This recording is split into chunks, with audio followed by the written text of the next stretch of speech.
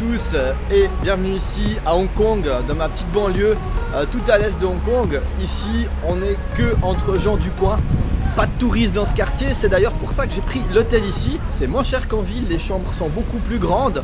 J'ai carrément le métro sous l'hôtel avec les restos, les centres commerciaux et tout ce qu'il faut pour bien manger. Et je suis qu'à quelques stations du centre-ville de Hong Kong.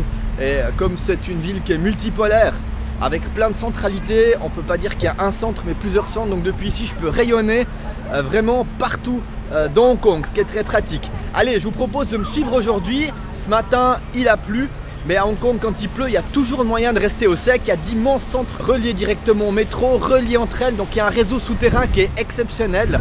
Donc si vraiment il se met à pleuvoir, il suffit de s'enterrer ou de partir dans un de ces centres. En tout cas il y a plein de choses à faire, allez c'est parti.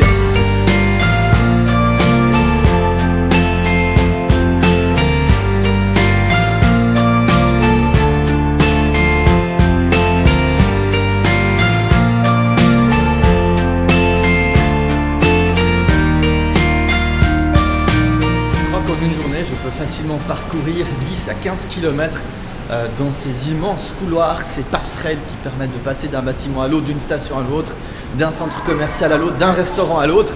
Alors voilà, on peut faire complètement abstraction de l'éventuelle pluie ou mauvais temps, quoique maintenant la pluie vient de stopper, donc on va quand même profiter d'aller un petit peu dehors. Alors ça c'est le centre commercial Popcorn qui est juste en dessous de mon hôtel. Alors il y a Popcorn 1, Popcorn 2 et Popcorn 3 pour vous dire la taille.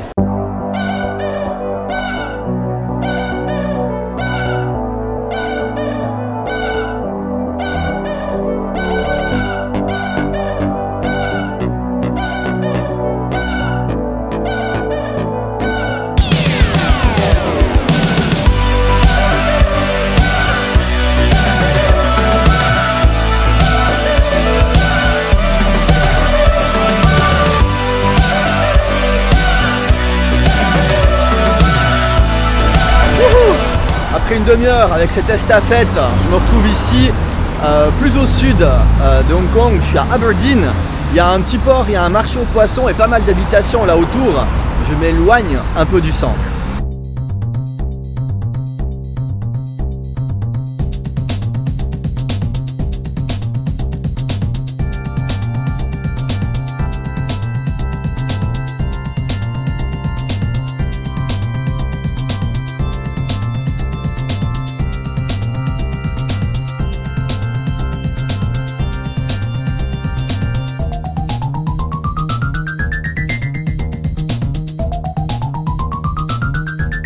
Il n'y avait pas une ambiance folle dans ce marché aux poissons, là c'était l'heure des grossistes, donc j'ai pas insisté pour rester. Ici je suis sur les quais, là je vois qu'il y a pas mal de pontons pour rejoindre des îles aux alentours. Il y a pas mal de compagnies de bateaux qui font des traversées.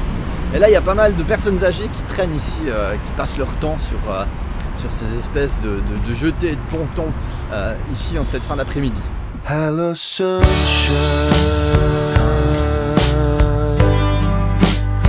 Into my life.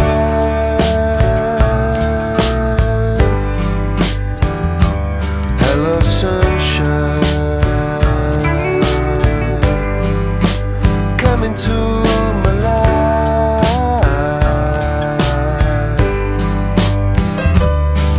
Il n'y a personne, il y a juste une vieille dame qui me conduit.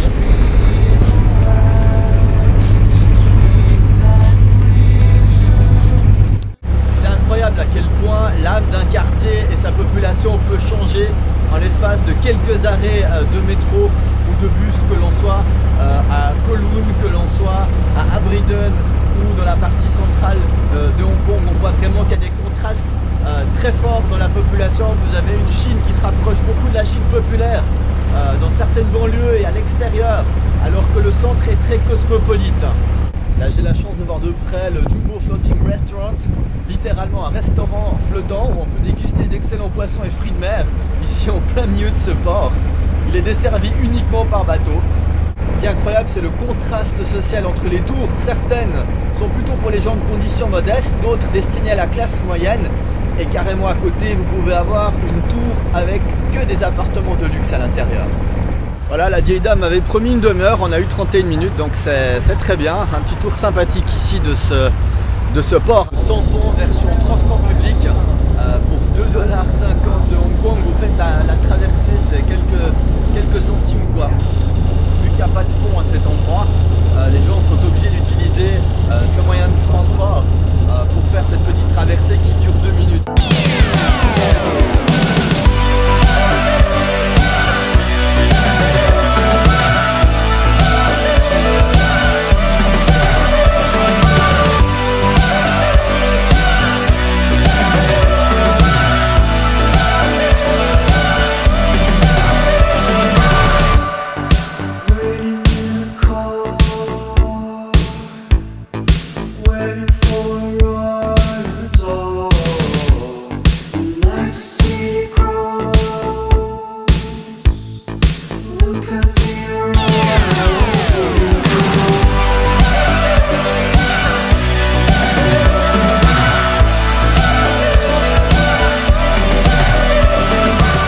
On a vu tout à l'heure les grossistes, voici à présent les détaillants.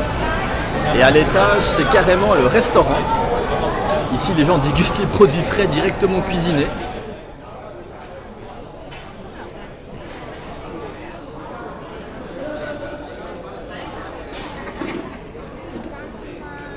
Ces marchés, ça grouille de vie, c'est vraiment le centre vivant du quartier.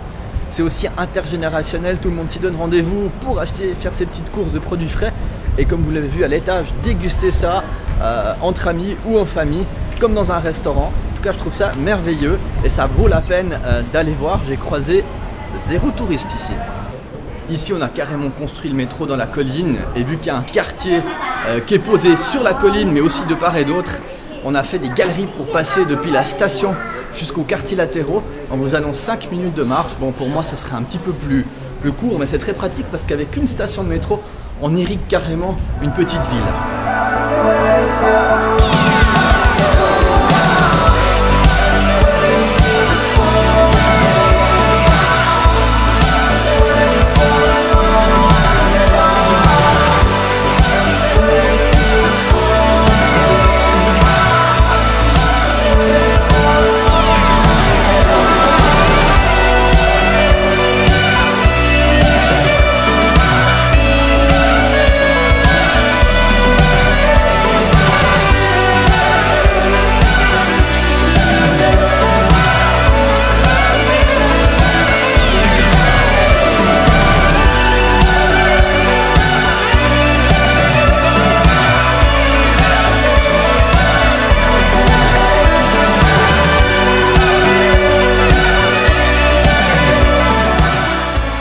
C'est depuis cette place presque autant illuminée que son éponyme new-yorkaise, Times Square, que je vais vous souhaiter une excellente fin de soirée. Merci beaucoup d'avoir suivi cette vidéo et on se retrouve tout bientôt pour de prochaines aventures. A plus, ciao!